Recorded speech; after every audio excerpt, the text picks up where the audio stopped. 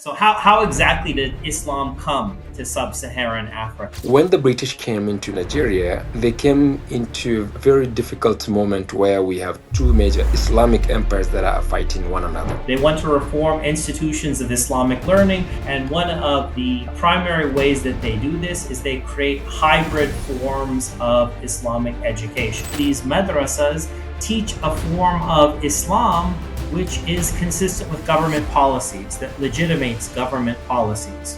The work system, it's not strong enough to fund the Islamic religious activities or schools in general.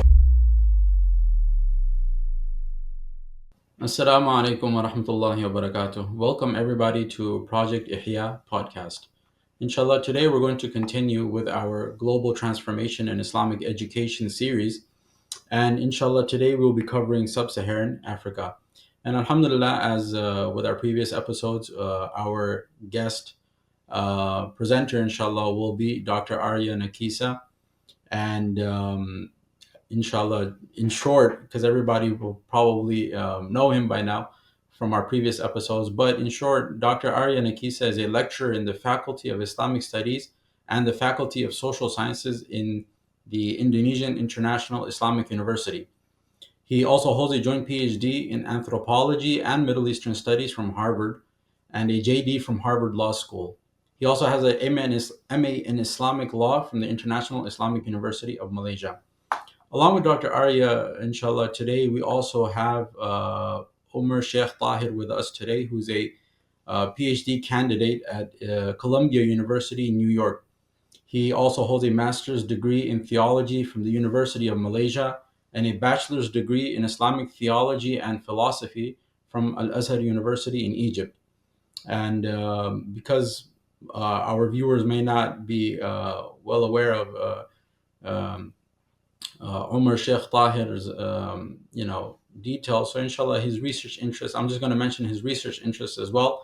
His research interests are in post-classical Islamic intellectual history, Arabic logic manuscripts, and knowledge circulation and scholarly networks in sub-Saharan Africa, and also decentralization of intellectual narratives. So alhamdulillah, we have two esteemed guests with us today, and the topic for today, we're going to be covering sub-Saharan Africa. So inshallah, without further ado, I'm going to ask Dr. Aria Nakissa, inshallah, to take the floor. Jazakum. Okay, well, it's an honor to be here, and as usual, it's a pleasure to have the opportunity to speak with Mus'ab and Asdullah, and then in addition to that, it's great to have an opportunity also to get some feedback from Omar as well. As I mentioned before, I'm in the process. What I'm trying to do is what I'm trying to present in this episode is some ongoing research on the global transformation of Islamic education. We're basically covering each region one by one.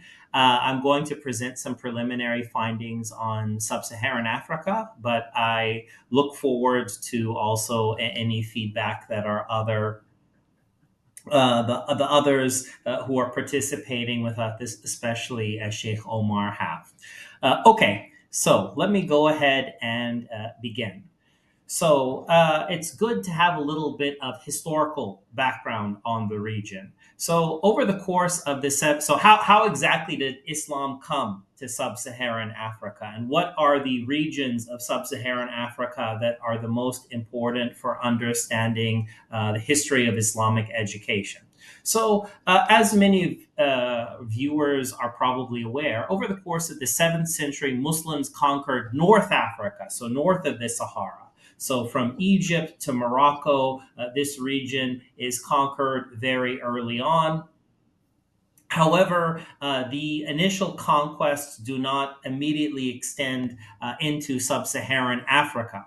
However, in the next centuries, Islam gradually does spread into sub-Saharan Africa, although this generally does not happen through conquest. Rather, it is a slower process. It occurs through preaching. It occurs through trade. Now, when we talk about the sub-Saharan Africa region, ordinarily, it is divided into two sub-regions. So we can talk about sub-Saharan West Africa. And when we talk about sub-Saharan West Africa, we're talking about countries like Senegal, Nigeria, Mali, Niger, and so on. This is where most Muslims in sub Saharan Africa live today. So, this is kind of the most important region for understanding Islam in sub Saharan Africa. Now, in addition to sub Saharan West Africa, there's also sub Saharan East Africa. And there we are talking about countries like Somalia, Ethiopia, Tanzania, and whatnot. So this is a sub Saharan East Africa region. This is kind of the second most important region in sub Saharan Africa because it has the second most Muslims in terms of the population. Now, are there other regions in sub-Saharan Africa where you have smaller numbers of Muslims, like a Muslim minority? Yeah, we can talk about Central Africa. We can talk about, the country of South Africa. There are Muslims across all of these regions. However, the real population, the real areas where there are concentrated populations, where you have countries that are, 50% Muslim or more, they are kind of bordering the Sahara desert, and they are kind of in West Africa and then in East Africa. So the spread of Islam in each of these regions in West Africa and East Africa has a distinctive history. And it's helpful to begin with the history of West Africa. So, when does Islam arrive in sub Saharan West Africa? This happens, this basically, Islam crosses from North Africa into sub Saharan West Africa along some long established trade routes. So, even before the coming of Islam, there are trade routes that extend across the Sahara Desert from north to south, from North Africa to sub Saharan Africa, and Islam begins spreading. But it's taken by traders and preachers from North Africa to sub-Saharan Africa. So basically, you have the beginnings of Islam in sub-Saharan West Africa by the 8th century. And then between the 10th and 14th century, Islam spreads and comes to be accepted by a number of major West African empires like the Ghana Empire, the Mali Empire, and the Songhai Empire. One very important personality that is part of this history is an famous individual named Mansa Musa, who lives in the 13th and the 14th century. He is a wealthy king in the Mali Empire, and he's famous for making a Hajj journey, bringing his money, bringing his wealth with him. And one of the things that he does with his wealth is he purchases a lot of books. And he also uses his wealth to recruit a large number of scholars to come back with him and help strengthen the scholarly tradition of West Africa. Between the 14th and 16th centuries, there's one particular city that gains fame as an important city with an important site of Islamic learning, and that is the city of Timbuktu in Mali. So this becomes kind of the most famous center of learning in sub-Saharan Africa. It is associated with three madrasas. Madrasa is just a place. It's often a mosque where they have kind of regular lessons. So one is and forgive me if this my pronunciation is off, but the Sankor Mosque, the Jin Gurber Mosque, and the Sidi Ihya Mosque. But prior to the modern period or prior to 1800, there are centers of learning in sub-Saharan Africa, except in addition to Timbuktu. So you have Guinea in Mali, you have Agadez in Niger, you have Kano, Katsina, and Borno in Nigeria, and then you have Pire and Koke in Senegal. A couple notes on the type of education that you find in sub-Saharan Africa. In sub-Saharan Africa, you have a lot of Maliki learning. So this is a place which is characterized by the spread of the Maliki legal school. Also, one of the more important figures in the history of West African Islam is the 16th century Maliki scholar named El Hajj Salim Suwari, and he developed some influential ideas about how Muslims should live alongside non Muslims in West Africa. He indicates that, or part of his teachings is he emphasizes the importance of he emphasized that Muslims should focus on learning and preaching Islamic teachings, that they should seek to avoid social conflicts with non-Muslims, that they should seek to obey non-Muslim rulers and should not focus on spreading Islam quickly through kind of jihad conquest or aggressive proselytization. Rather, they should be patient with respect to converting non Muslims and seek to use their exemplary behavior to draw them into Islam. Now, well, so we've said a couple of introductory things about sub-Saharan West Africa. Now we can move to sub-Saharan East Africa. So, sub-Saharan Islam in sub-Saharan West Africa comes across the Sahara Desert in kind of these north to south trade routes. It comes over the land. When we talk about East Africa, the religion, it comes along also trade routes, but those which extend across the African coastline, so the sea. The religion, Islam, is established in sub-Saharan East Africa by the 8th century, and the Muslim communities that emerge because it enters from the sea. The major Muslim communities are kind of located on the coast, the coastal regions of sub-Saharan East Africa. By the 10th century, Muslims of the region have established a number of significant states, like the sultanates of Kilwa, Mogadishu, and Ajuran. One thing to point out about the history of Islam in sub-Saharan Africa is sub-Saharan Africa prior to the 1800s is a more peripheral region of the Muslim world. So there are certain parts of the Muslim world which have a high population density. They also have a lot of agricultural land. Which can be used to produce kind of surplus food. They are home to big cities, and all of the tax revenue from these agricultural lands in places like maybe Mesopotamia, in places like North India, in places like Egypt along the Nile.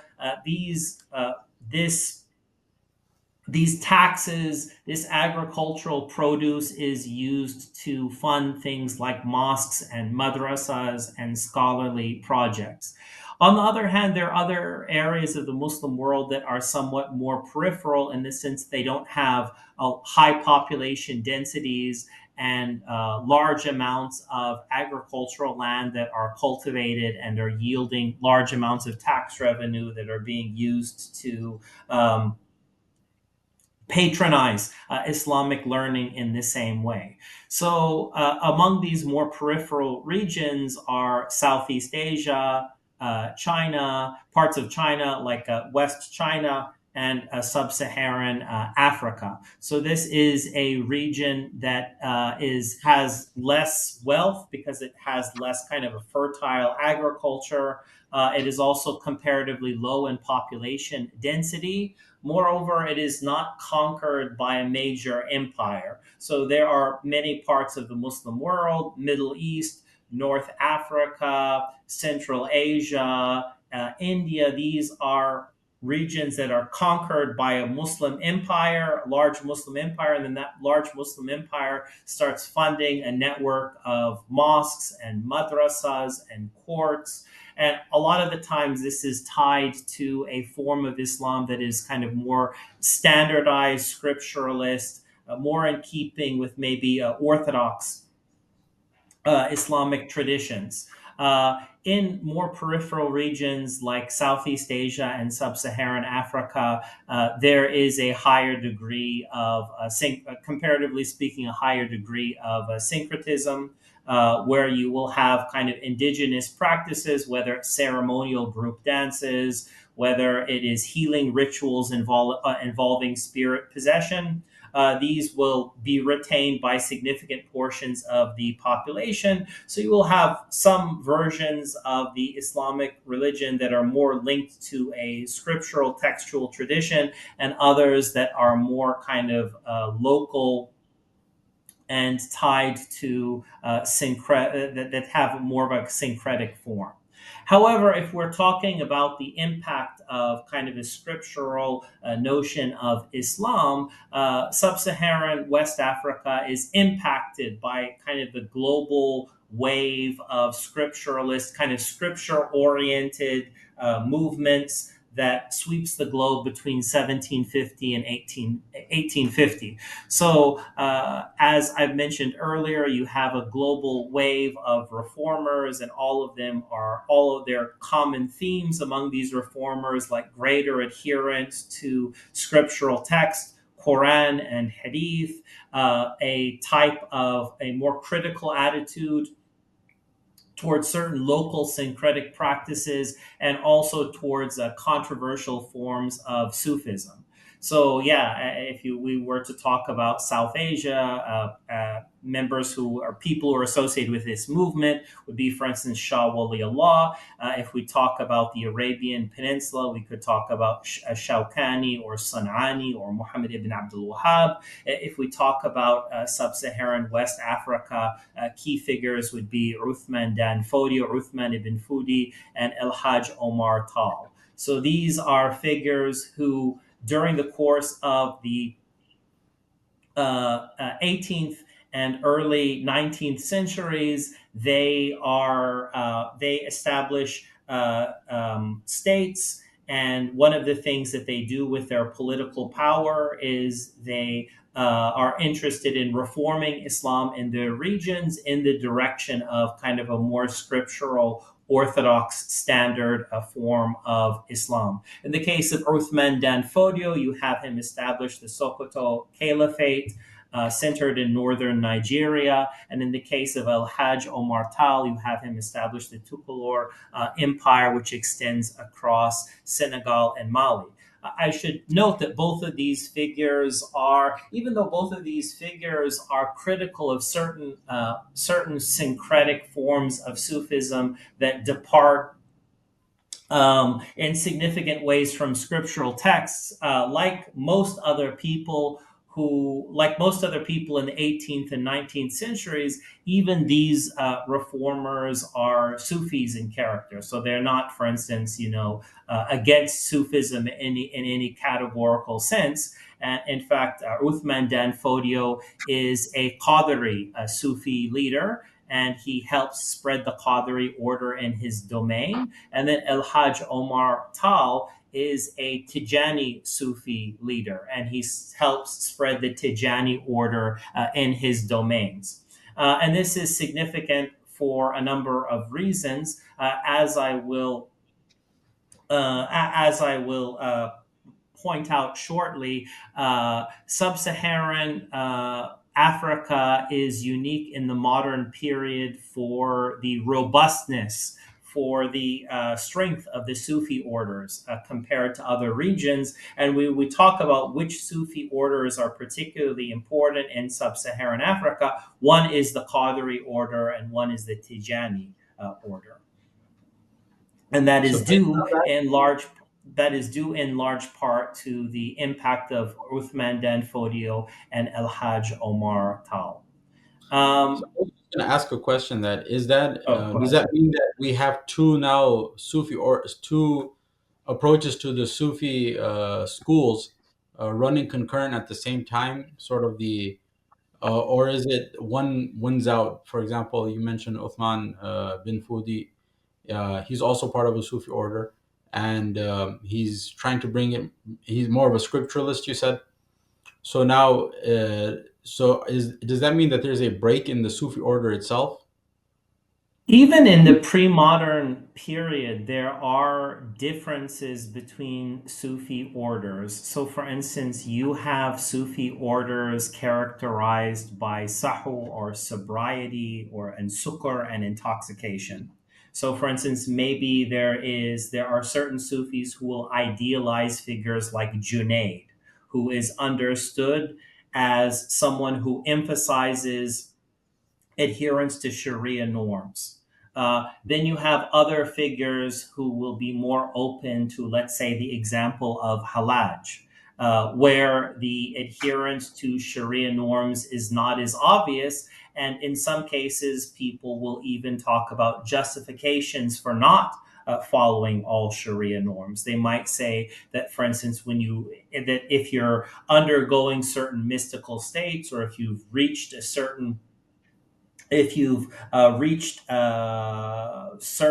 level of ma'rifah, maybe not all of the Sharia obligations are things that you need to prioritize and follow.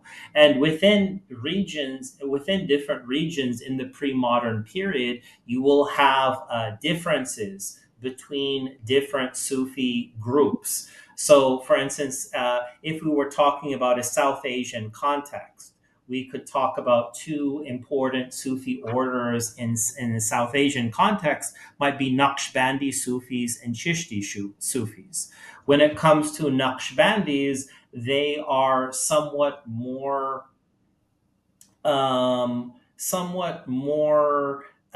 careful about kind of strict adherence to Sharia norms, in the sense that they have concerns about things like the use of music. They have concerns about certain ideas that are controversial, like, for instance, the ideas of Ibn Arabi and Wahdat al-Wujud.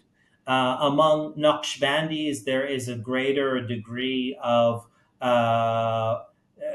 there's kind of a greater degree of emphasis in terms of sticking to conventional Sharia norms. Whereas when you talk about other Sufi tariqas, I mean, we could talk about, very, very extreme examples like Bektashis or Haidaris or Kalendars, where people are like outright drinking alcohol and, smoking hashish. But even underneath that level, you could be a member of a Sufi order, and you might say, okay, you know what, using wind and string instruments is okay, even though this is like a controversial position Yeah.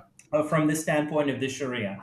You have certain Sufi orders that say, oh, yeah, Ibn Arabi and Wahdat al Wujud, his ideas are okay, despite the fact that he is a controversial figure. There are, among pre modern Muslims, certain people who are very critical of Ibn Arabi, and other people who are very big proponents of his ideas.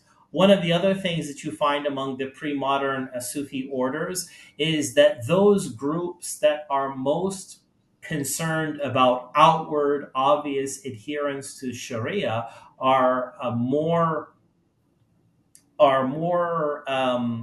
critical of syncretic forms of Islam that incorporate aspects of local cultural and religious traditions that arguably conflict with the Sharia. Whereas when you talk about the Sufi groups that don't emphasize Sharia to the same extent, that are maybe a little bit more towards the drunken end of the spectrum, they are more open to tolerating forms of religious syncretism. So one of the things that you find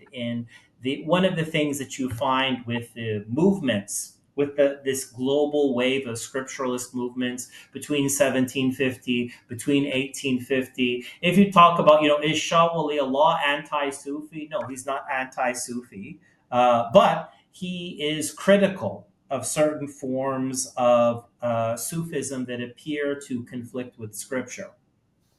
Also, in a West African context, you have people like Uthman Dan Fodio, and he is critical of certain forms of syncretic religiosity, sometimes tied to less orthodox forms of Sufism, and he wants to reform them. Interesting. So, I had another question with regards to, you mentioned that a lot of this was in West Africa. We're talking more about a Maliki influence amongst the schools. does that apply to Nigeria? I don't know. This would have been a good question for Umar Sheikh. I don't know if he's having trouble with his. But in Nigeria, is it also primarily Maliki, or there's a Shafi influence? Just curious to see how that Yeah, I plays. think yeah. So Nigeria is part of, as you mentioned, like earlier, West African sub-regions that they are dominantly also like following Imam Malik. So Mm. Nigerians, before the introduction of the new form of ideologies that are coming from the Middle East, such as uh, the the reformers that they call for Salafism and Wahhabism. So we don't have anything except Maliki. Oh, okay. Yeah. I was always under the assumption that Nigeria was a Oh, Shafi'i. dominantly Malikis. Oh, Maliki. Okay. Yes. But how is that? Why is that different than? Because if Islam came to the West African area from North Africa, which was predominantly Maliki, where does the Shafi influence come into Nigeria? I was just curious about that. Um, oh, actually, no, you said it's Maliki. I'm sorry. Yeah, Oh, yeah, yeah. yeah, No, yeah. Scrap that. yeah. Yeah. Sorry, I was like a side point, but inshallah. Okay. No. Okay. Yeah. So those are good. Those are good things to keep in mind. Sure. In terms of which countries in sub-Saharan West Africa are particularly important when it comes to Islamic learning, I would say that Nigeria and Senegal are at the top of the list or close to the top of the list, and there are several reasons for this. So, Nigeria is Africa's most populous state by far. Currently, it has the fifth largest number of Muslims in the world after Indonesia, Pakistan, India, Bangladesh. One thing to keep in mind, though, is Nigeria, even though it has a very large population, it's not all Muslim.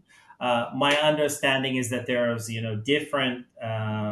different estimates of what percentage the population is Muslim. I believe it's somewhere around maybe like let's say 50-55% Muslim from what I understand, and those Muslims are concentrated in like the northern half of Nigeria. So when we talk about kind of the homeland of Islam in Nigeria, yes, there are Muslims spread throughout the entire country, but the north is particularly important. Another issue that is another aspect of the history of Nigeria and Senegal, which makes them important, is one thing is earlier I mentioned that even in the pre modern period, within Nigeria and within Senegal, they have certain important centers of learning in places like Kano and Bornu and Katsina and Pire and Koki.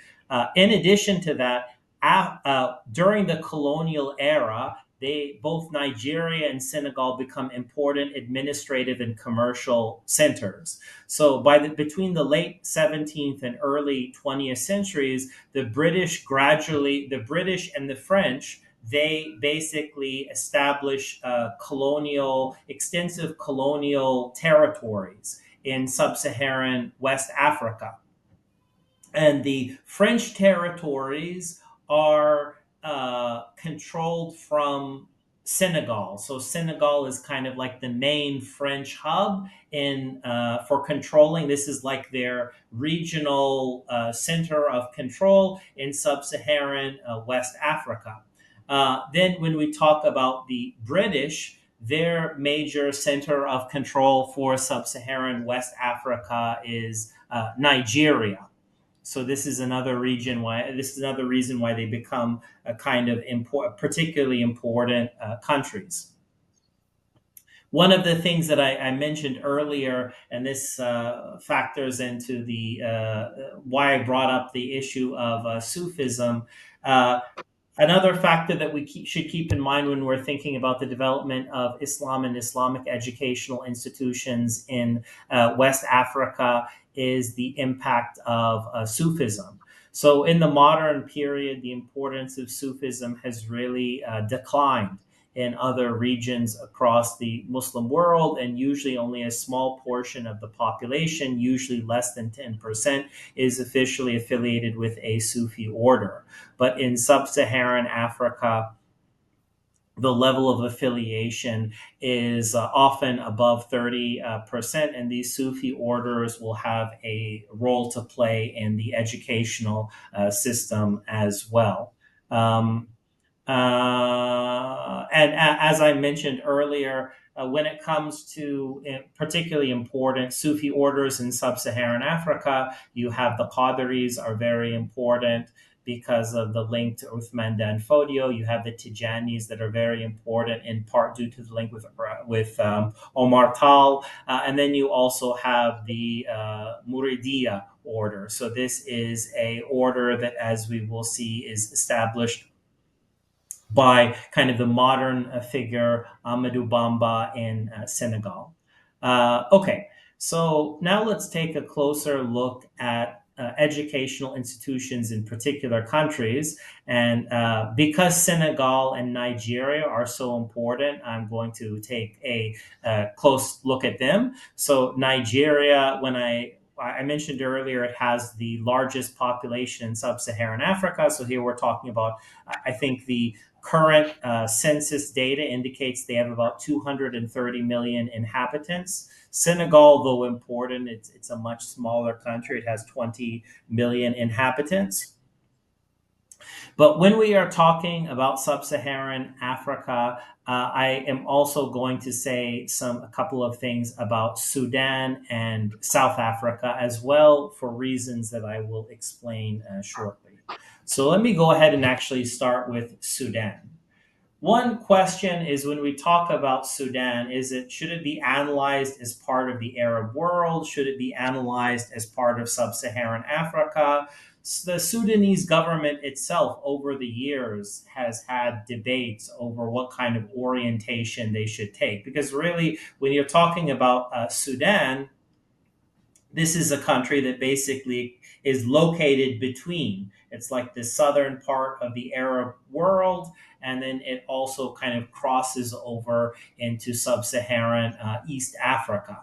And not only do you have a situation where people in Sudan, they will say, okay, on the one hand, we're an Arab state, but on the other hand, we have a special relationship with sub-Saharan Africa, but also the British Empire.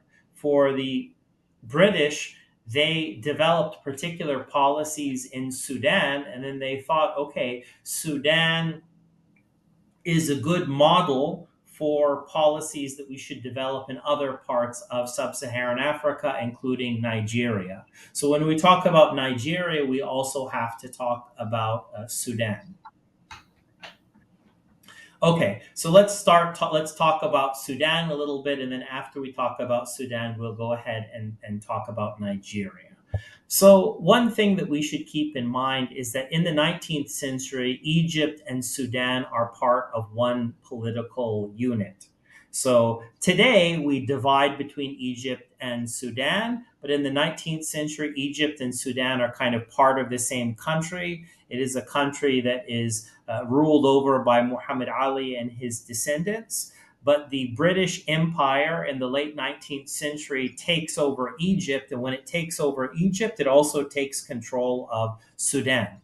And this has very important implications, but this has very important consequences for education and the reform of Islamic education in Sudan. One of the things that I have pointed out in previous episodes or previously is that the British want to reform Islam, and they believe that one of the ways to reform the Islam as a religion, is to reform Islamic education. They want to reform institutions of Islamic learning, especially institutions of higher Islamic learning. And one of the primary ways that they do this is they create hybrid forms of Islamic education. And what this means is that they create institutions which, on the one hand, teach traditional Islamic subjects like, Quran and fiqh and theology, aqidah, and then they also teach the Arabic language. But on the other hand, you have this institution will teach modern forms of modern Western disciplines as well. So it will teach, for instance, modern, biology or physics. Or medicine or engineering. On top of that, there will be a component of European language learning. So, for instance, under the British, there's a big emphasis on teaching English. And the idea is that people, Muslims who are trained in these educational institutions, will produce a new form of Islam, which is like a hybrid. So it is something which integrates traditional Islamic learn, or the Islamic tradition is integrated with modern Western, what they will call civilization. And what they mean by civilization, as I've mentioned earlier, is on the one hand, science, and that's coming across in the courses that are on science that are part of the curriculum, and then also liberal values. So part of Western learning is teaching particular ideas about history and politics that are taught at these hybrid institutions. And people are talking about these classes will communicate the importance of what we would today call human rights, an emphasis on freedom and an emphasis on equality. And the idea is that if you study at a hybrid institution where you don't only learn traditional Islamic subjects, but you also learn modern Western subjects, so you learn about modern science and you learn about the importance of freedom and equality, then you're going to basically reinterpret traditional Islam in a way that integrates maybe scientific teachings or teachings about the liberal values of freedom and equality. This is something that we talked in previous lessons, but maybe you're going to go ahead and interpret jinn as a metaphor for microbes, or maybe you're going to talk about the creation of Adam from clay. You're going to say this is a metaphor for natural selection. Or maybe when it comes to interpreting the Sharia, you're going to say, laws on, let's say, executing the apostate, or laws on polygamy, because they conflict with values. So the laws on apostasy, because they conflict with values of freedom, individual freedom. Maybe they're not appropriate, at least to our era. Or laws about polygamy, maybe because they involve a certain type of gender inequality, and equality is a value, maybe those need to be reinterpreted. And polygamy, maybe it made sense in the past when you have wars and lots of men dying and maybe not enough men for all the women of the era. Maybe it made sense at that point in history. It doesn't make sense today. So in India, you have a situation where basically throughout the 19th century, the British are establishing hybrid institutions of education.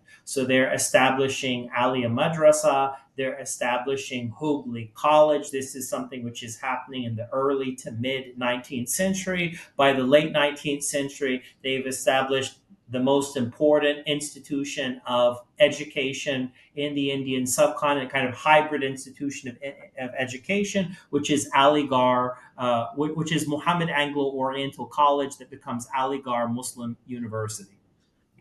So this is the model.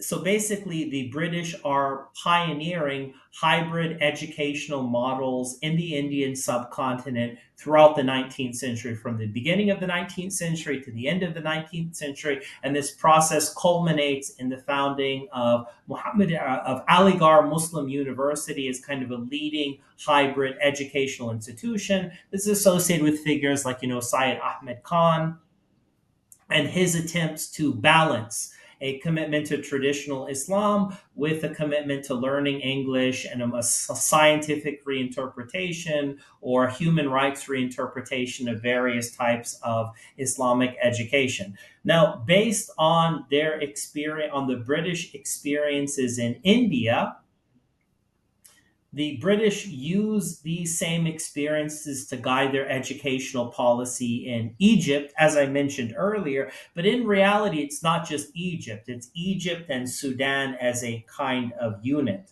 So, one of the things that I mentioned is that in the late 19th, early 20th century, you start getting the reform of Al Azhar, which is backed by the British. So, this is kind of, on the one hand, this is a famous traditional Islamic center of learning, but they start turning it into a hybrid institution because they start incorporating certain modern Western subjects and ideas into the curriculum. But that doesn't just impact Al Azhar. They start saying, okay, we started building these hybrid institutions in India over the course of the 19th century. Then between late 19th, early 20th century, we start developing them in Egypt through maybe our particularly through a reform of Al Azhar. And then after that, they start using these same policies as a way to guide educational developments in this Sudan.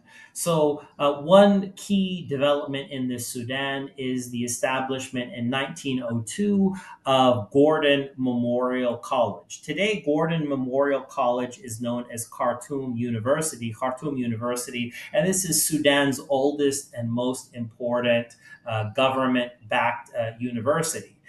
So this becomes in the early 20th century a hybrid institution that is shaped in certain ways by the British experience in Egypt. So, for instance, by 1924, Khartoum University overall, it is a secular university, but it has different programs, including religious programs. So they have programs that train people in Sharia that are operating alongside programs in medicine and engineering and surveying and teacher training. And this is since then, Khartoum University has been an important center of Islamic learning in Sudan. Although one of the things that I should remind the viewers of, and this is something that was covered in earlier episodes, is when we talk about the form that Islamic learning takes. Islamic learning in some contexts, when we talk about Islamic educational institutions, sometimes you have an Islamic university. So this is a university like Al Azhar or Medina University or Al Qarawiyyin. And the idea is that you have the entire university is committed to an Islamic identity, and it has a number of different faculties that specifically teach different forms of Islamic knowledge, like let's say Sharia or theology or Quran. And then you have certain faculties that specialize in the teaching of Western subjects like pharmacy or kind of modern non-religious subjects like maybe pharmacy, agriculture, medicine, engineering. That's like the Islamic university model. Al Azhar today is a great example of that. But you also, another way of developing an Islamic institution or a center of Islamic learning is you have a secular university, but it has a faculty or a department that specializes in the teaching of Islam. So, in an Egyptian context, for instance, you have Cairo University, but it has a faculty of Arabic and Islamic studies known as the Darul Uloom. If you talk about a Turkish context, you will have a secular university like Ankara University, but it will have a basically faculty of Islamic studies called Ilahiyat, the Ilahiyat faculty. Khartoum University is a situation where this is not an Islamic university, but they have Islamic studies programs within the university, and that is how religious knowledge is communicated. One thing that we'll see is that Nigeria has a similar pattern.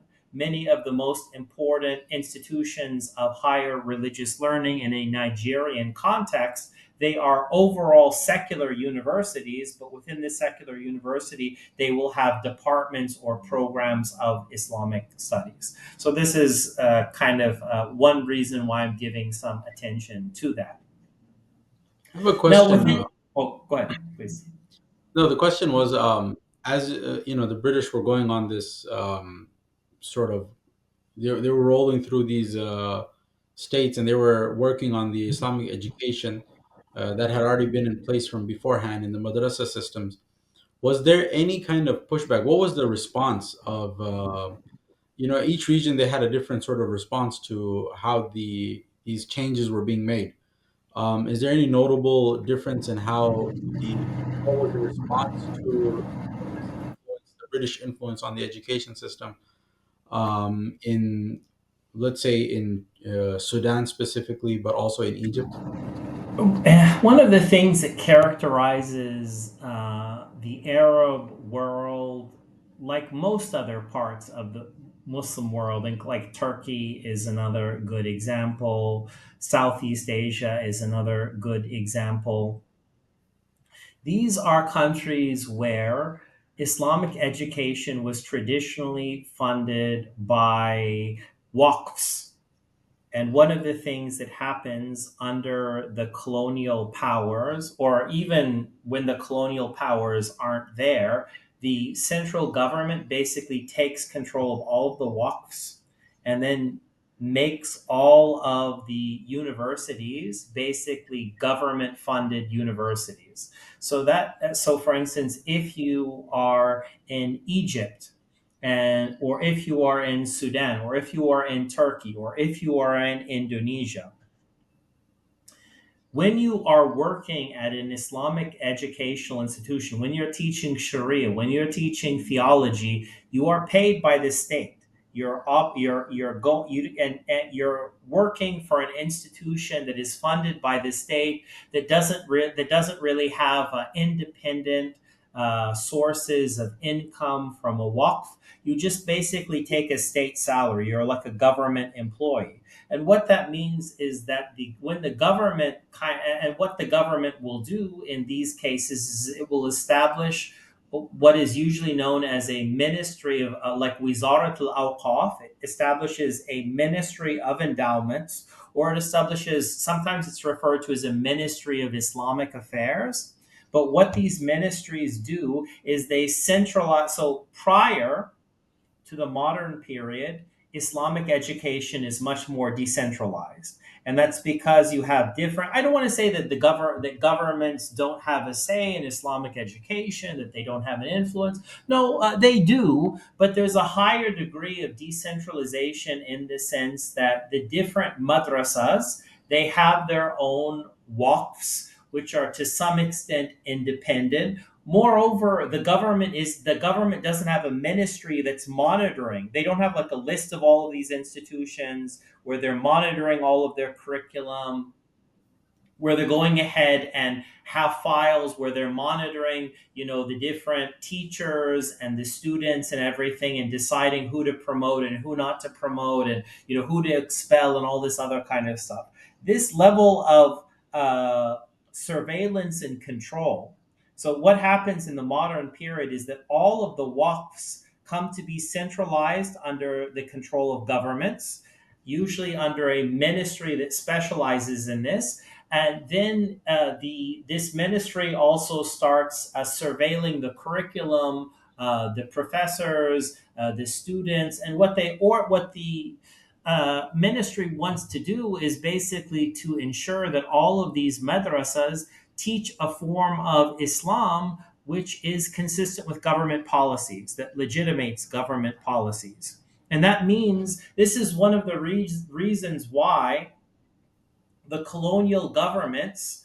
So when there is colonial rule, one of the things that they do is they say, okay, if we want to reform Islam, we basically need to use this level of control that we have over the educational institutions. But this actually persists even after the colonial period, even after colonialism ends around World War II, like in the years after World War II. You still have a situation where post colonial Muslim states, basically through a centralized ministry of religious affairs, control all of the religious institute, control all of the educational institutions, and ultimately the only form of Islam that can really be taught in these educational institutions is a form of Islam that legitimates the policies of the state. Uh, Probably the biggest exception here is South Asia. And that is because in the 19th century, you have, so the British are very aggressive in South Asia in terms of building and developing hybrid institutions. So this really, I mean, you can start talking about the British establishing basically state-backed madrasas in the late 18th century. But from the late 18th century into the early 19th century, in the late 19th century, the British are very aggressively developing Muslim educational institutions that are controlled directly or indirectly by the British government. And what this does is this makes the Indian Muslims very worried and very afraid. And they also know that the government is starting to control these institutions by its control, by like a centralized control over the endowments. So one of the things that characterizes the Deobandi movement is a emphasis on not taking any kind of government funding and not even to depend too heavily on the endowments, because the fear is that these endowments are basically going to be appropriated and controlled by the government. So one of the things that they start doing is they start like depending on local communities, like contributions. They start getting contributions from local communities as a way to ensure that there is a level of independence. So the Deobandis kind of start pioneering this in the late 19th century, and then it starts spreading to other groups like Nadwat al-Ulama. Maybe Nadwat al-Ulama in the beginning, they're open to taking funding from the colonial government, but then later on they start following the Deobandi policy. This is also why Deobandis are, you compare them to scholars in the Arab world, scholars in Turkey, scholars in Southeast Asia, and it's evident that they are, in terms of their doctrine, it's like a more, it's a less modernized doctrine.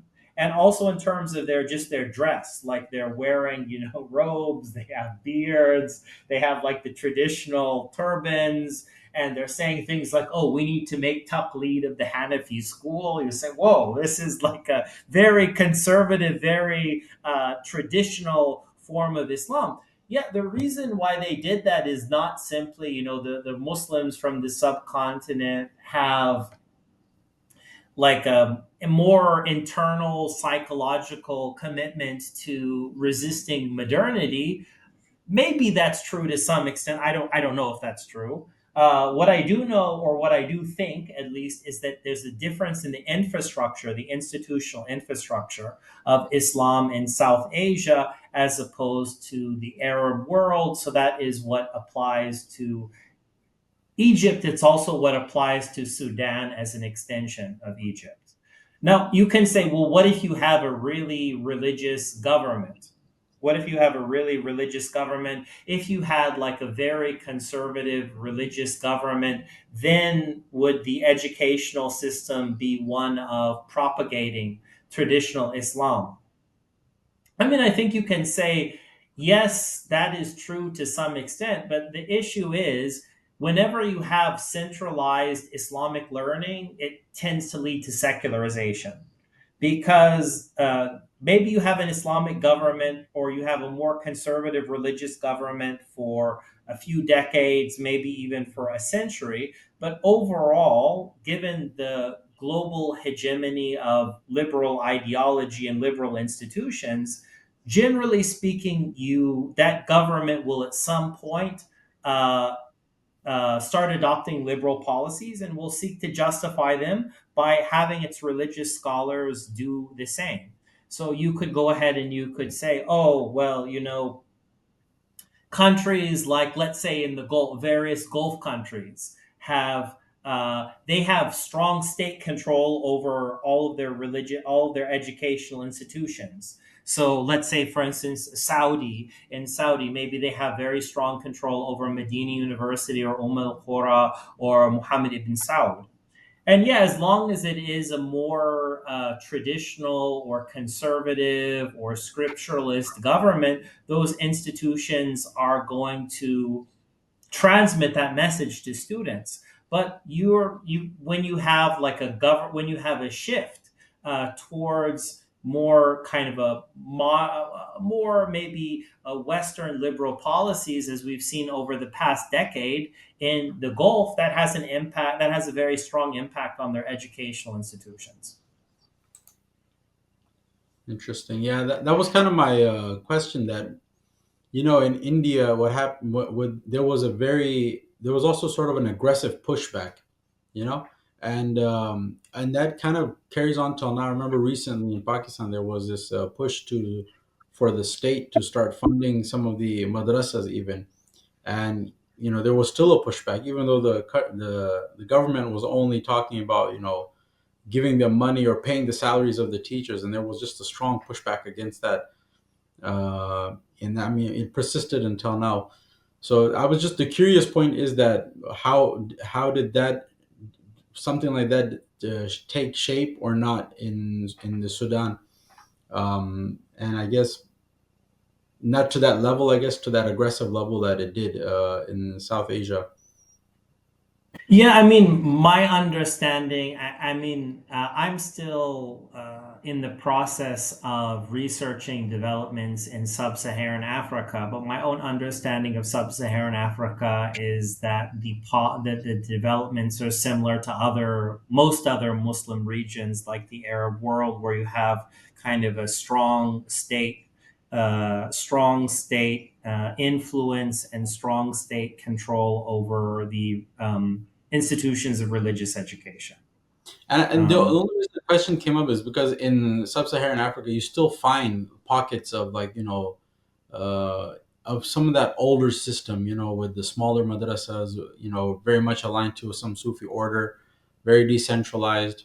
So you see that there is a persistence still of those kind of institutions. So does that mean that there was some sort of, pushback against the British influence or not? That's why I well, think it's actually, I mean that it's an interesting question. To what extent are the Sufi orders? To what extent does the fact that you have strong Sufi orders? To what extent does that prevent kind of control by governments or by whether it's colonial governments or post-colonial governments? yeah. One theme in the literature that I have come across when it comes to the Sufi movements in sub-Saharan Africa is, in fact, like other regions in the world. Governments have been very successful in exerting control over heads of Sufi orders. And in Mm, fact, so when you talk about one of the policies of, let's say, the French in sub-Saharan Africa, sub-Saharan West Africa. So they would be careful about building relations with kind of major figures like the early 20th century Senegalese figure El Hajj Malik Sai, and through him, kind of exert power over society. So it's an interesting issue that you raise, and I'd have to think about it. But to what extent do the Sufi orders? To what extent have the Sufi orders effectively helped preserve some level of decentralization? I mean, I know yeah. that in the past they did. I know that in the pre-modern period they did. I wonder to what extent that's still true in the modern period. I would need to think through it. But maybe Omar has some Yes, insights he could contribute on that. for sure. And thank you so much, Dr. Aria. I think something that really strike me about your presentation is the fact that you were able to compare the West African experience in resisting colonization in terms of educational system with other subregions that have totally different approaches. I want to establish like a two layers, then I will maybe explain, then maybe it might be more helpful to contribute to your presentation. I really like the fact that you let me think about something that it's so substantial in terms of aggressiveness of colonization, and especially in the post-colonization, like the effects continue to be on the society in terms of educational system. So in the first, when the British came into Nigeria, they came into a very difficult moment where we have two major empires, two major Islamic empires that are fighting one another. You have Kanem Borno and you have Sokoto Caliphate. So at least now the power is more towards Sokoto Caliphate. They have more power, they have more states, they control more lands. And it's sadly that they don't have very strong aspect of what you mentioned, which is very interesting, the Waqf system. And then the Waqf system, it it's not strong enough to fund, the Islamic religious activities or schools in general. Therefore, when the colonization came into power, now there is no any negotiations about like how can we continue funding your schools, or do we need to create our own schools that we came with with the Western mentality. So this is, I think, one of the very fundamental question to ask: why there is no negotiations in terms of educational funding from the government, or at least from the empire state that they used to fund. Now, if in Nigerian case, British, they were trying to communicate or to connect two different regions. You have regions that are not Muslims, the southern part of the Nigeria, and then you have the region which are dominantly Muslims. Now the negotiation is about for those Muslims to actually try to catch up what the the colonial knowledge system, or the colonial educational system that was established in the southern part. Now the northern part, they were trying to just catch up. They want to catch up the government system. They want to understand the system so that they can be part of the political power.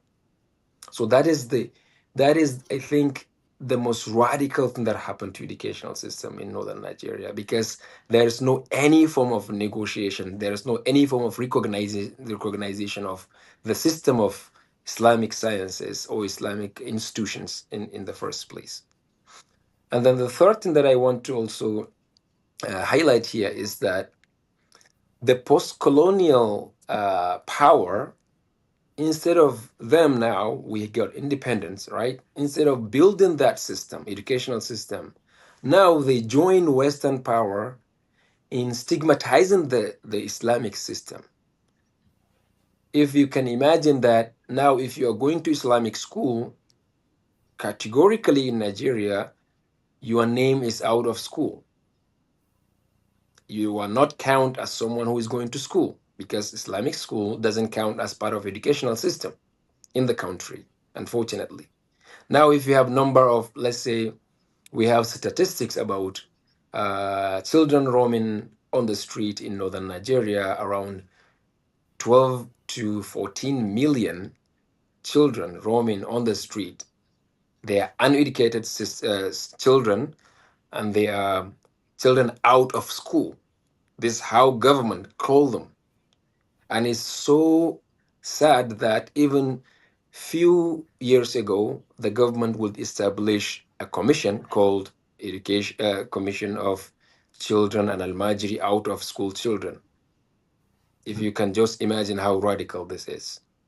Therefore, but those children, they're actually going to Islamic school, they are going to Quranic school, and they have their knowledge of fiqh, they have knowledge of theology, all these kind of Islamic sciences, basic knowledge, they have it.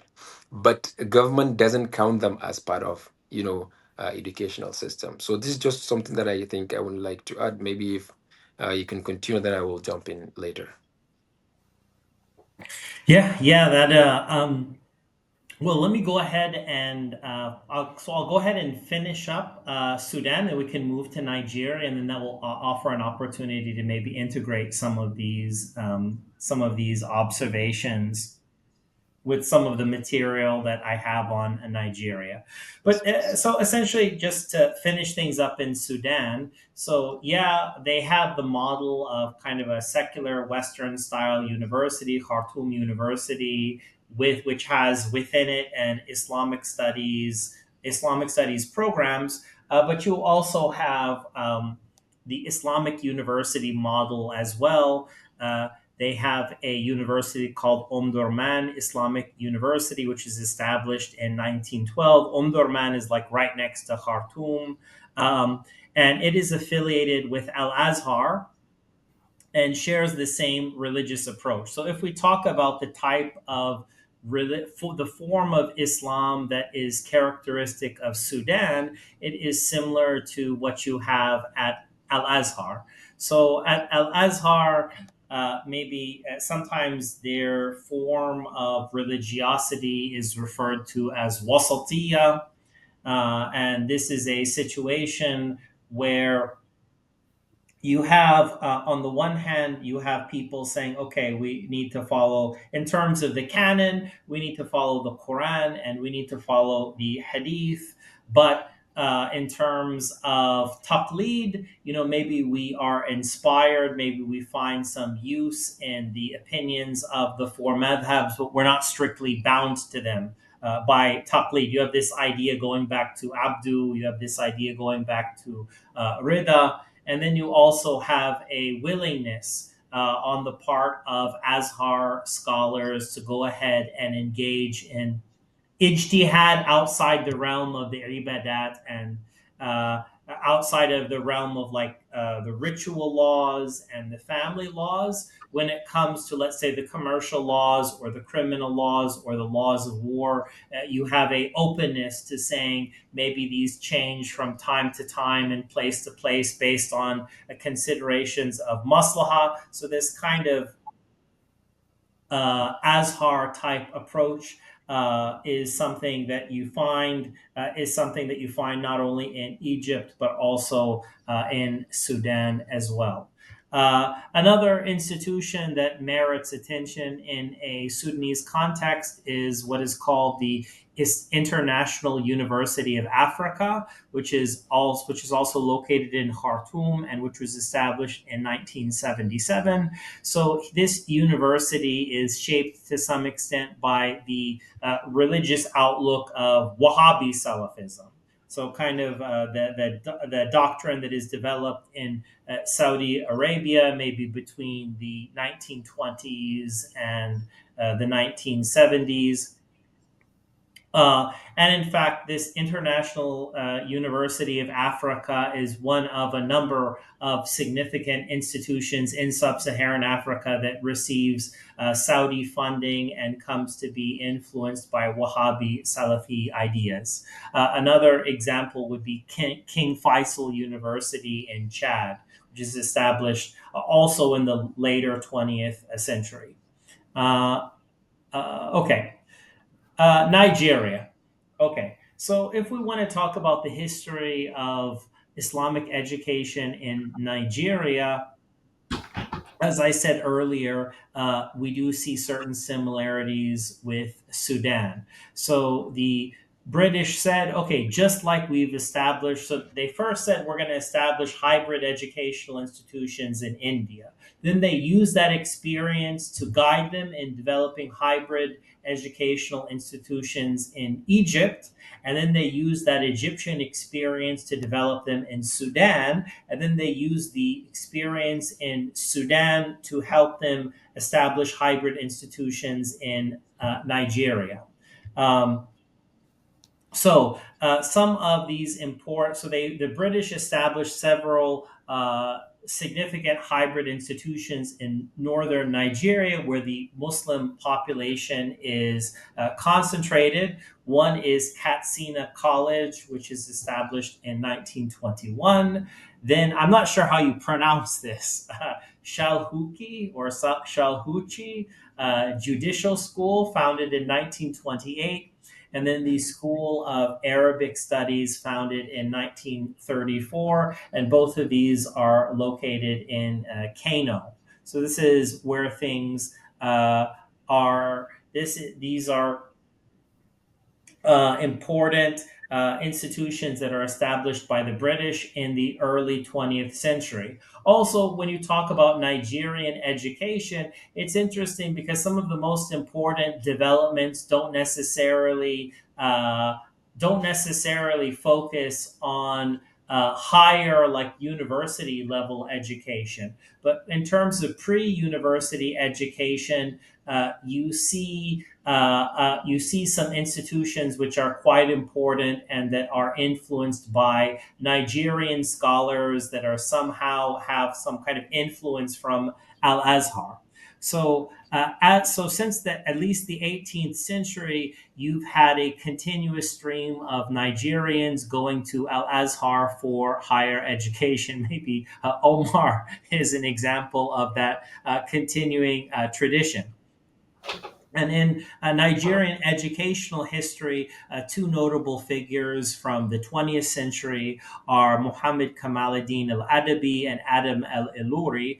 And both of these figures are known for establishing strong pre university Islamic educational institutions. So in 1962, Al Adabi opens up the first official branch of Al Azhar in West Africa in the city of Ilorin, called Ma'had Ilorin Al Azhari. And this institution offers advanced pre-university Islamic education using the Azhar curriculum. And just like Al Azhar is a hybrid institution, this institute is also a hybrid institution. Then, in addition, then you have the figure of Adam al Ilori, who spends a period studying Al Azhar and then establishes a important institution called Markaz al Ta'lim al Arabi al Islami in a suburb of Lagos. So both of these kind of really were important in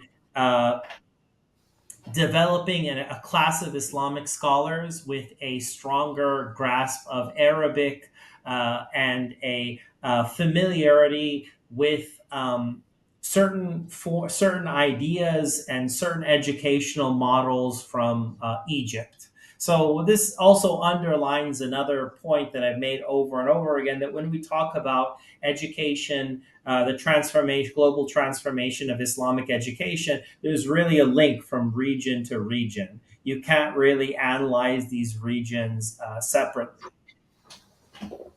So, one of the effects of having the British establish hybrid educational institutions that are modeled on Al Azhar or somehow linked to Al Azhar is you have the development of similar ideas, a kind of a similar approach to Islam, which is maybe not so much bound, which doesn't, for instance, which says in terms of taqleed of the madhabs, that's not something we need to follow. And in terms of certain forms of ijtihad outside the realm of rituals, outside the realm of family law, it is something that is acceptable. Now, if we move forward to today and we ask what are some of the most important centers of Islamic learning, from what I understand, many of the most important centers of Islamic learning are actually found at Western secular universities that are run by the state, but which nevertheless have important programs or departments of Islamic studies. So these would include many institutions in northern or specific institutions in northern Nigeria. So one is the Department of Islamic Studies at Bayero University, Kano in Kano. Another would be the Department of Islamic Studies at Usman Dan Fodio University in Sokoto. And another would be the Department of Islamic Studies at the University of Ibadan in southwestern Nigeria. Outside of these state run institutions, you do have some Islamic universities that are private. So, one would be Al Hikmah University in Ilorin, established in 2005. Another would be Qalam University in Katsina, established in 2005. So, these are kind of more recent institutions that have been established in a Nigerian context. But I'm interested to get some feedback from Omar. According to your understanding, so this list that I have, it's partially based on reading articles. It's partially talking to some Nigerian students at this at my university in Indonesia. But I'm interested in getting your feedback. What if you had to go ahead and list the most important institutions of higher Islamic learning, like maybe college level or university Islamic learning in a Nigerian context? What do you think of this list? Is there anything that you would add, or is there anything that maybe you would subtract from the list? I think your microphone is off.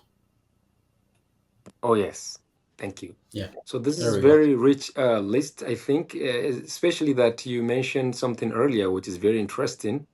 Those institutions that are pre-university diploma system, I think they are most important in terms of learning and rigorous training when it comes to Islamic studies.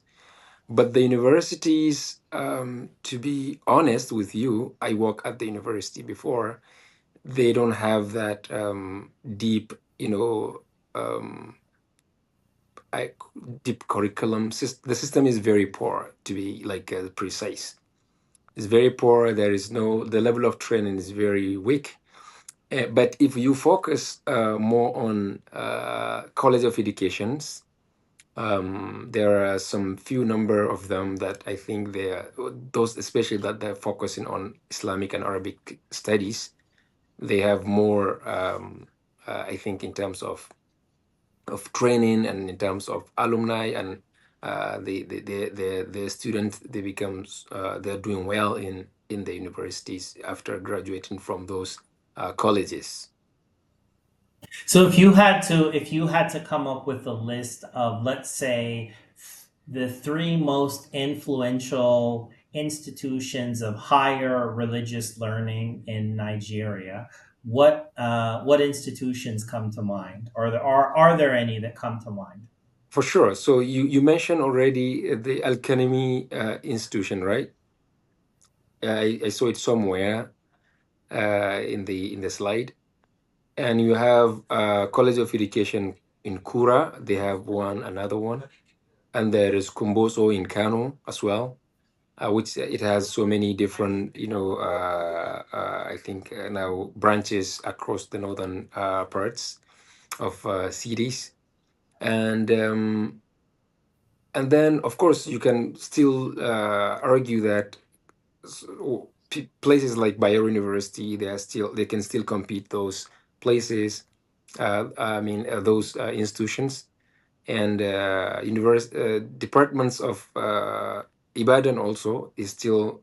So I mean, those that you mentioned, they still hold relevancy in terms of research, but in terms of training and bringing the output from the student, I think those colleges, they are more. I don't have like the full list on top of my head right now, but I will say if we focus on those, we might get uh, more in terms of Islamic concentration. Okay, that's useful. That's useful to know. That's some very useful input. Sure. Would we say Okay. the influence here? I know Dr. Arya mentioned influence. When we're talking about influence, when we talk about local influence, like on the masses, are you saying that the pre higher education institutions have more influence with their output and their students on a local level than the actual higher institutions? Yes, that's what I meant. And also, even the training is more rigorous. Interesting. Yeah, well, that's very useful because one of the things that I find so ordinarily when I'm talking about the level of Islamic You frozen or I scholarship that froze. you hello. Yeah, no, you're good. I think it's something on Umar Sheikh's side. Oh, okay. Yeah, so ordinarily, when I am looking at different educational institutions by region, I mean, I will tend to really focus on colleges and universities. But one of the themes that I've come across, people will talk about Nigeria in particular, they will talk about some of these pre university institutions as being particularly important and influential. So that's why I went ahead and had a slide devoted to them, just because people keep bringing them up as being quite important. I mean, that's mirrored even in South Asia to a certain degree, where the local influence, you get all your local imams and the students and all of that from, um, I guess it's still different in the sense that they're non-governmental madrasas, that still predominate. They'll have more of an influence on the local populace when it comes to Islamic things than actual graduates of, the university systems. Well, I thought that when it comes to, let's say, the Deoband system, let's say, for instance, the different or the Darul Ulooms of different types, like that they Yeah. have different levels. Like they have like a pre-university level, but then they also have like basically like a college and even master's level offered as well. So it's just kind of like it's one part of one integrated system. Yeah, you could try and like draw parallels to how we think about, the modern university system, but it's not a one-to-one, you know, I don't know if you could do it that way. Probably you have a certain level of it's more gauged in terms of like what books and what sciences have you completed, and it's a little the whole setup is a little bit different, I think. Yeah, this is one of the most difficult. This is one of the biggest challenges in thinking of Islamic education because in traditional Islamic education, it's a two-tiered system. So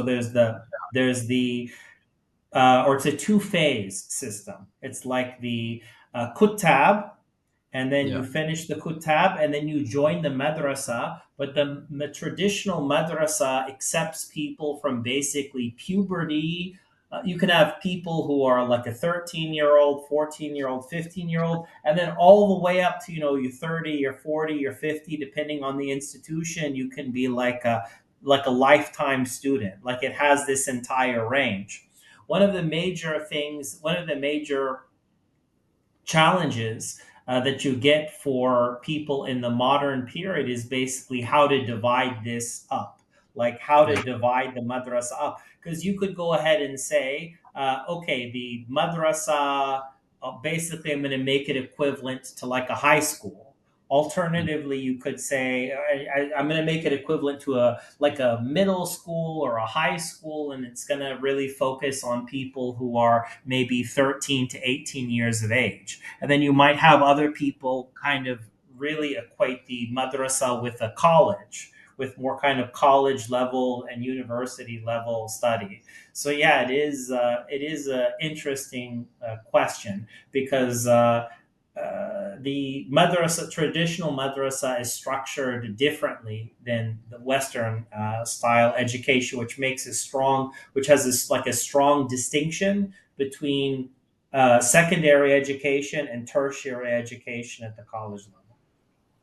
Yeah, that's why I always find it difficult to, to think of it as an exact parallel. You have to think of it as its own sort of beast in a sense.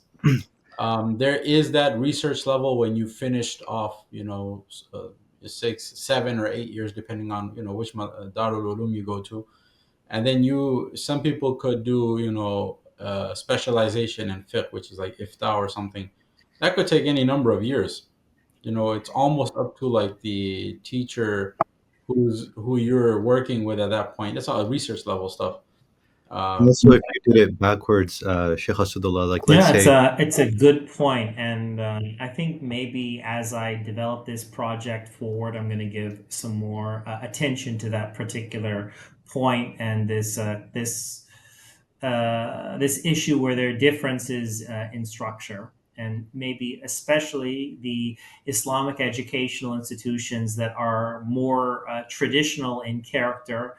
Probably the line, I would imagine that the line between kind of the secondary level and tertiary level is much blurrier than in places that are maybe more influenced by the Western models. and there's some of it that comes from kind of how to put this, like for example, in the Darul Uloom system, like they're studying sciences that are very thorough, rigorous, in-depth, whatever you want to however you want to characterize it. But it could just be like you sitting with your teacher in a local mosque, and you're really delving into these complicated, complex topics and things like that. And a lot of it was done because they were initially, um, they didn't have the funds, so it was structured in a way where it could literally be taught anywhere. And that plays, I think, a role in structure as well, because where Delbon starts, the famous story where it starts with a student and a teacher sitting under a tree, and that's how kind of where they start their studies from. Whereas the university system, it's structured very different in a very different context. It didn't deal with the same pressures, it didn't deal with the same um, so that parallel is just it's very hard.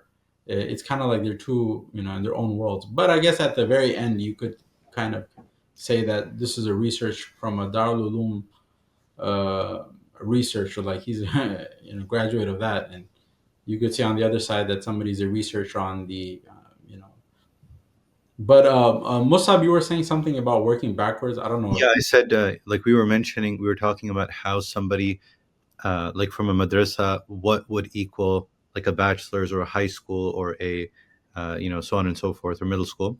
But if you even go backwards, if you say, okay, like let's say someone graduated with a degree in Islamic studies, right, a bachelor's, where would that fit in the madrasa system, right? Like, would that person, would that person even be, like, I don't think that person would even be, from what I've seen, unless the person has their own self study or something, they would not usually be at the level of a, um, Yeah, I've seen examples of where we had graduates from other universities and that, and then they joined the Darul Uloom, and they're placed in like third year. They go by years a lot of times. The mothers just make it simple and they go by years, yeah, and that's like you know that's that's very low uh, in the system, right? Like third year, and then you have other people, but I guess they'll have training from beforehand as well. So, and there they really look at what have you studied already and what do you already know. Um, and I guess they do that in the other system as well, but I don't know why it's different exactly. I couldn't put my finger on it. No, I mean, in the Western notion of Islamic studies is, I mean, it's not, you don't really study the substantive doctrines. You study like the historical development of the doctrines over time.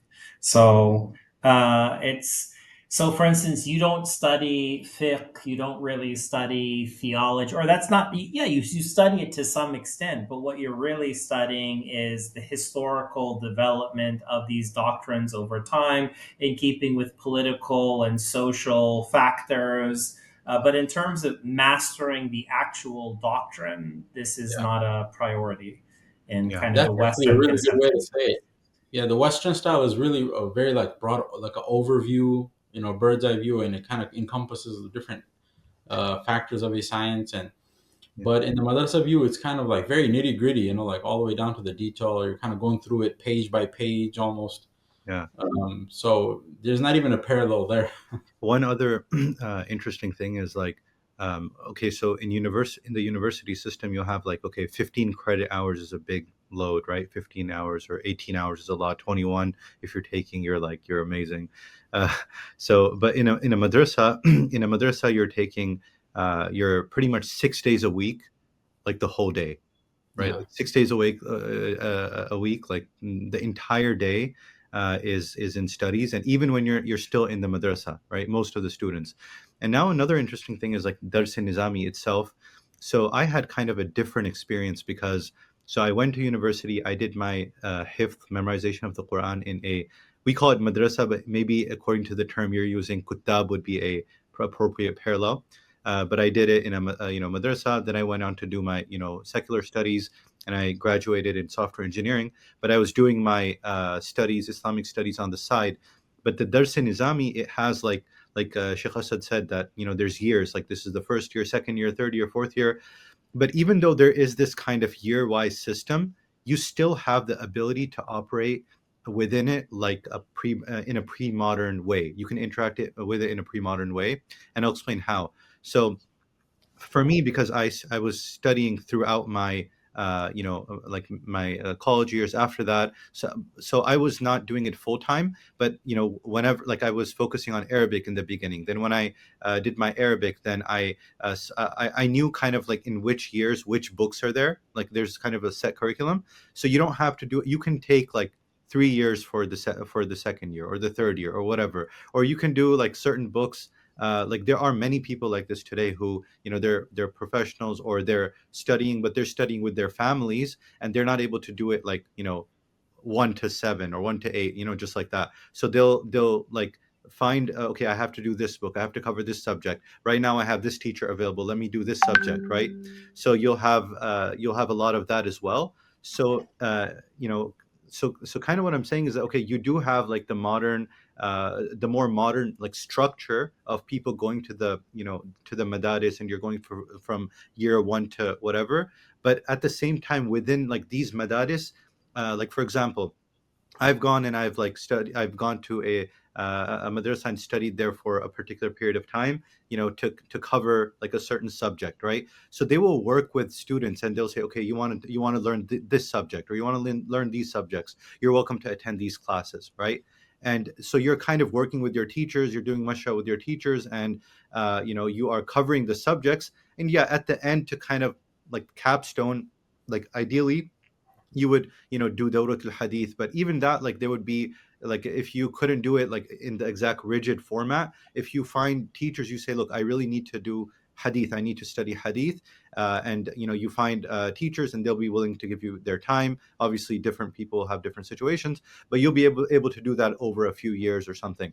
So like the way that knowledge would be sought before even like it became a centralized institution where the students are seeking like the teachers in one place instead of in multiple places.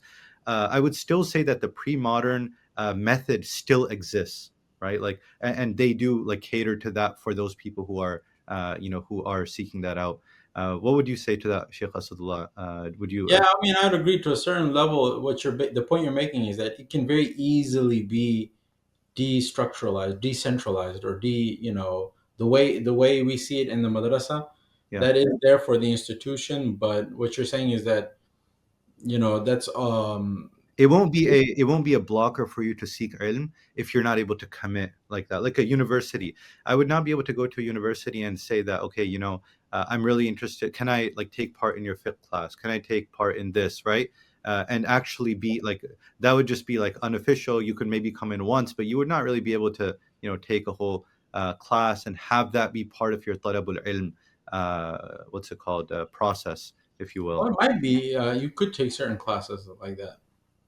You But I could, guess that but would, it still wouldn't. It's not a thing that happens, right? Like you'll have people audit a class, they'll come and they'll come for a day, but it's not really like very common. But yeah,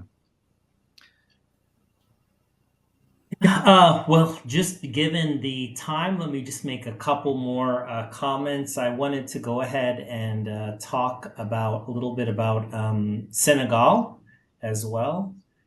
oh yeah,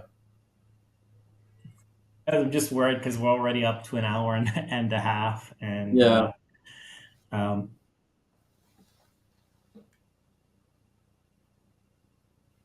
um, is the I'm clicking on the slides, but I don't see them coming up. We're on slide 192 here, so let me. It For ends me, at it's like 190. showing it's showing black where the slides are supposed to be. Um, Okay. Are you clicking it right now? Okay, now I can see it. Now I can see it.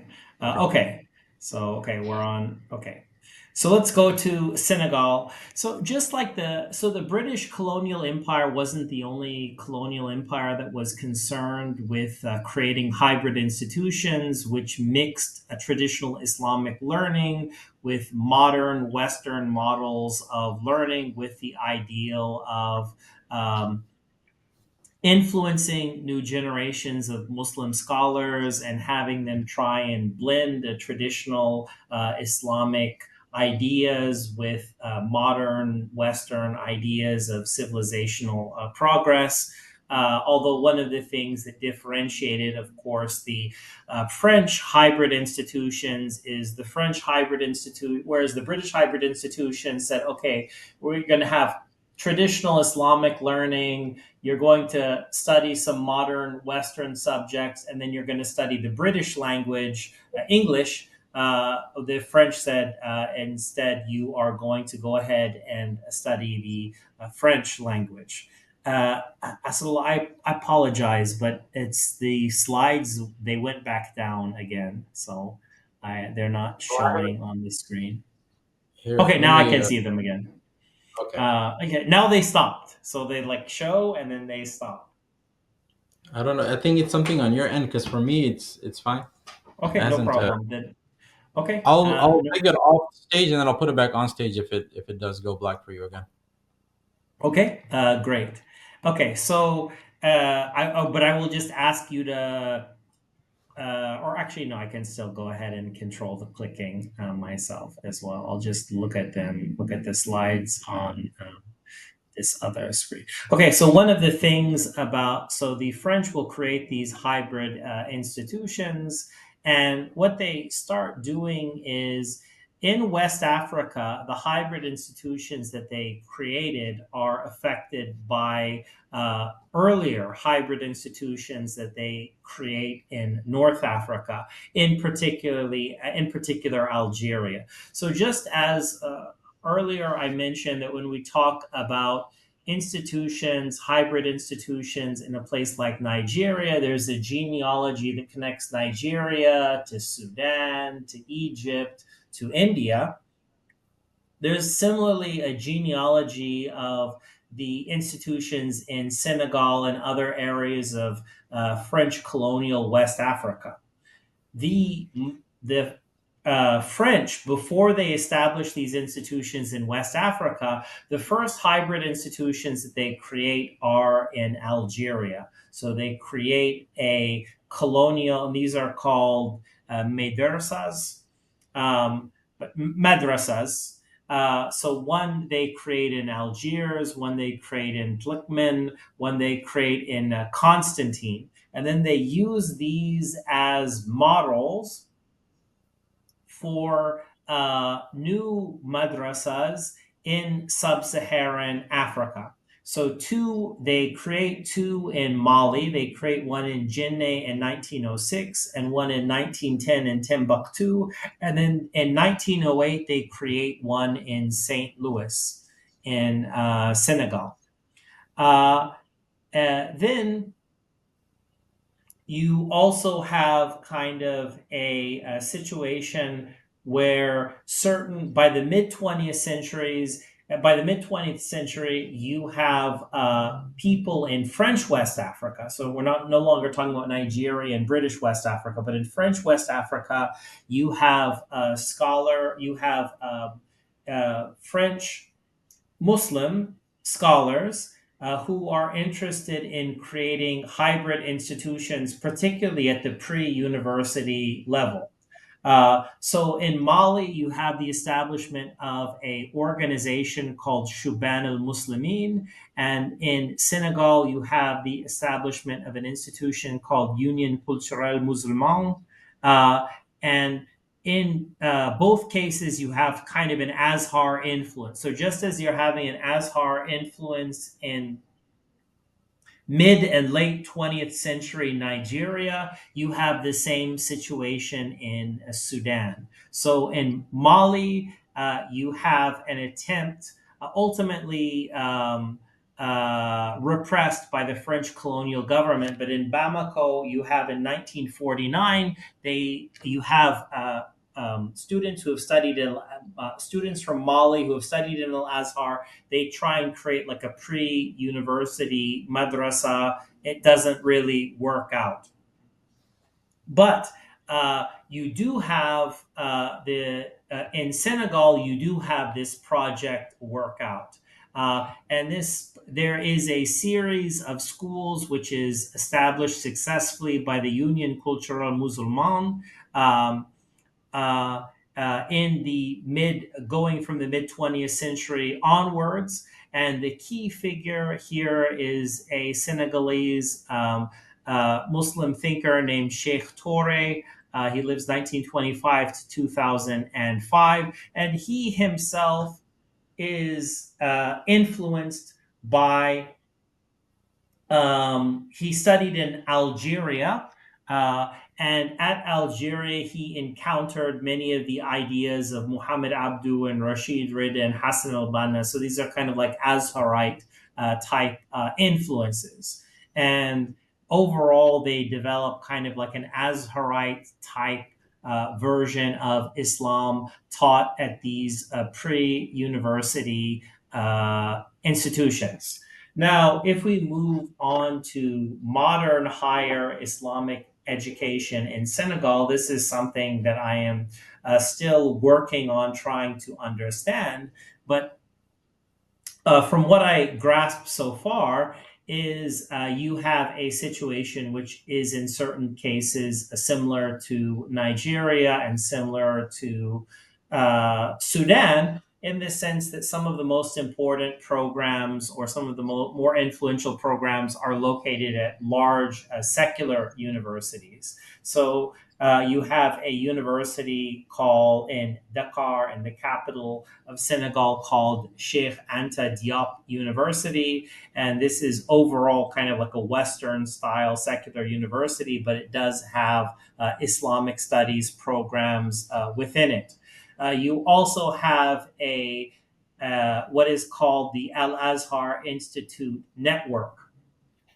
So this is a network of institutions that are established from the 1970s onwards in a number of different cities, and they are associated with the Muridiya, a Sufi order established by Amadou Bamba. So these are some of the more important Islamic institutions that you find in a Senegalese context. Um, Maybe due to limitations in time, I won't talk too much about the different Sufi orders in West Africa. I will just mention that some of the most influential figures in West African Islam were actually the heads of Sufi orders. So, for instance, one very influential figure is Nasru Kabara, who is like a Qadiriya, a Sufi order, or he is a head of the Qadiriya Sufi order, and he is a major figure in modern Nigerian Islam in the latter half of the 20th century. In terms of Senegal, one of the most important figures is Ibrahim Niasse, and Ibrahim Niasse is associated with the Tijani Sufi order. And one of the things that you have with Nasser al-Kibara and Ibrahim Niasse, one of the things that they're known for is they will introduce kind of certain they'll rework certain Sufi doctrines and practices. So, for instance, Nasiru Kabara is someone who will introduce an annual procession ceremony to the graves of Qadri saints in Kano. He'll introduce a celebration of the Maulid of the founder of the Qadri order, Abdul Qadir al Jilani. He will go ahead and promote a type of dhikr chanting with a type of drumming at the same time. Drumming at the same time. When it comes to Ibrahim Nias, one of the things that he is known for is prescribing practices to the masses. So, ordinarily, the notion that you could attain a type of experiential religiosity and marifa, it is understood as something that takes a longer period of time. But Ibrahim Nias is a figure who says that no, there are certain practices where it doesn't necessarily take a very long time, very long period of initiation. So it's these reworkings of Sufi practices that contribute to the importance of these particular leaders. Of these particular leaders, Amadou Bamba is a particularly important individual. Just a second. Sorry, maybe I missed a slide. So Amadou Bamba lives 1853 to 1927. He introduced various new. He founded kind of a new city, new holy city called Touba in the Senegal. He instituted kind of a festival, so during his lifetime, Amadou Bamba got into a conflict with the French authorities and was ordered into exile in 1895. And this is commemorated in a festival called the Great Magal Festival, where people make pilgrimage to Touba.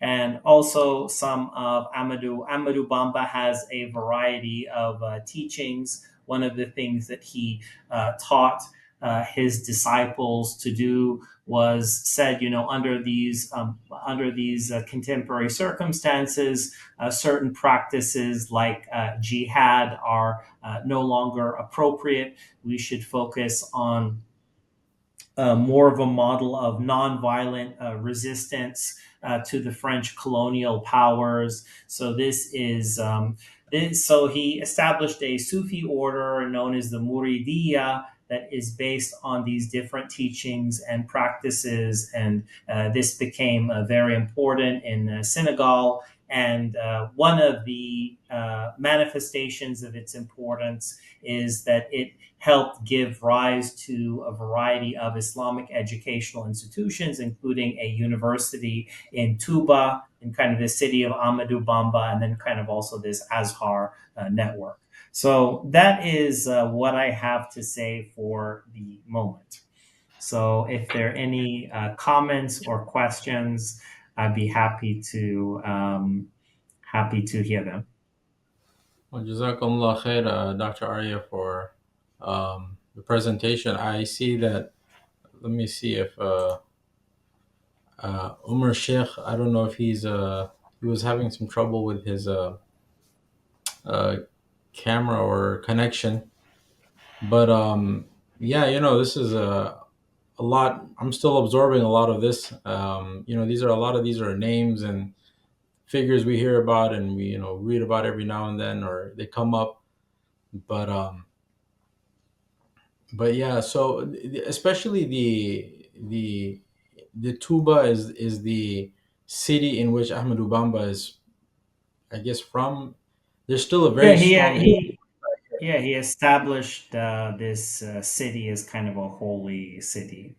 But I don't know if Omar has some additional insights that he'd like to contribute. Yeah, sure. Thank you so much, Dr. Aria. I think this is a very insightful moment for me as well. But what I know is that shuyukh or scholars in those regions, they have something that they, it's a culture of creating a space, an Islamic state for them, trying to imitate Prophet Muhammad's hijrah. So at some point, everybody should have a type of hijrah to have a state or a place where that, as you mentioned, like holy city. So Sheikh Bamba has one. Sheikh Ibrahim Inyas that you mentioned his name also, he has Medina Bay. So you have so many other scholars, they have the same thing. And the same culture tradition also in Mauritania, but for them they are more of like not only spiritual cities but also spiritual and learning cities. They call them Mahdara. Sure. So I think all these are still like embedded culture in Senegambia in general, and then also in Mali and Mali and Mauritania as well. Jazakallah khair, Brother Umar. And inshallah, now that we're at an hour 48 minutes, inshallah, I think we can close it off. I really want to thank both of our guests, Dr. Aria and Brother Umar Sheikh. Barakallah fikum. Thank you for this wonderful episode. And inshallah, until next time. Allah fikum. One final comment for Dr. Aria, Yes. please. Mm-hmm. Yeah, we study your book on Azhar and Azhar institution at Columbia. Professor Brinkley Messick asked me to comment on the paper, so I want to mention Oh, that. well, And thank you so thank much. you very much. Really appreciate your Well, work, I hope and you found something beneficial in it. for sure. Thank you so much for your presentation. And let me know if you need any kind of another feedback on your work at some point. If you want some other insights, Well, yeah, I'm inshallah, I'll happy to take you help. up on Inshallah, that. for sure. Yeah, Thank you I'll so take you much. up Barakallah. on that, inshallah.